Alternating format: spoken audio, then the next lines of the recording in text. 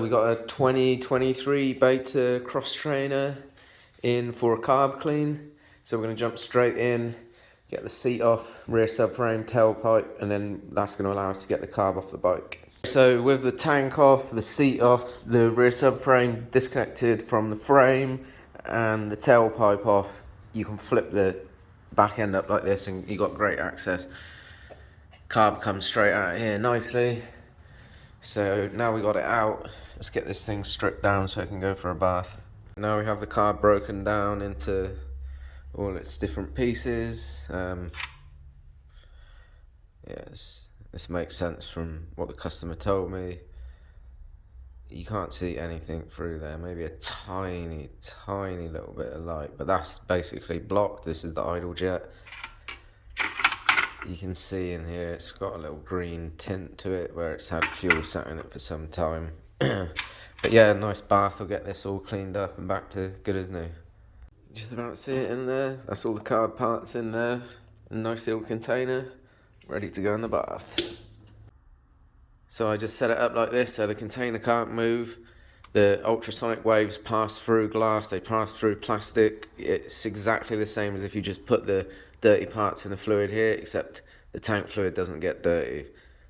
So you don't have to clean the tank out every week. You just take your parts out of here, dump the fluid. Everything's been rinsed down with cold water and then blow dry with compressed air. All the cavities, all the galleys, any holes, any space that dirt could accumulate has been blown through and cleaned out, and that goes with basically all of the parts. There's loads of places where you can get debris jammed and cause a blockage. And even though the jets went through with the rest of this stuff, this one's still blocked, and this was the problem one in the first place. So that shows you how blocked it was. The cleaner didn't even clean it. So basically this just has to be manually cleaned now, just using a small tool like this. Whatever was stuck in there was real hard, but can't focus now. As you can see, it's all clear again. So yeah, that was definitely the problem. So we're all put back together in here, basically ready to have the bowl put back on, and then we just need to clean the fuel screw. We're going to reuse the O-ring and the washer there. This bike's basically brand new, and throw the choke back in.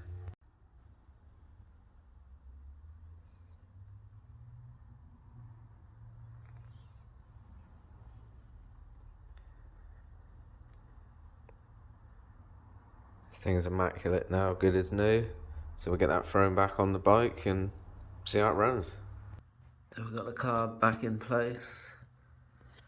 Got the throttle slide hooked up. And we can hear that hitting both stops, so that's all good. So just a couple more things to hook up.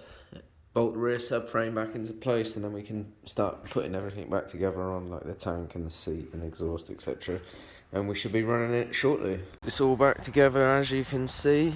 I have warmed it up and I've adjusted the idle and the mixture slightly. The problem with the bike, prior to having the carb clean, was that it would not start without the choke, and it basically would not idle at all. So we got the choke off right now because it's already warm. As you can see, that starts and idles real happy, no problem at all.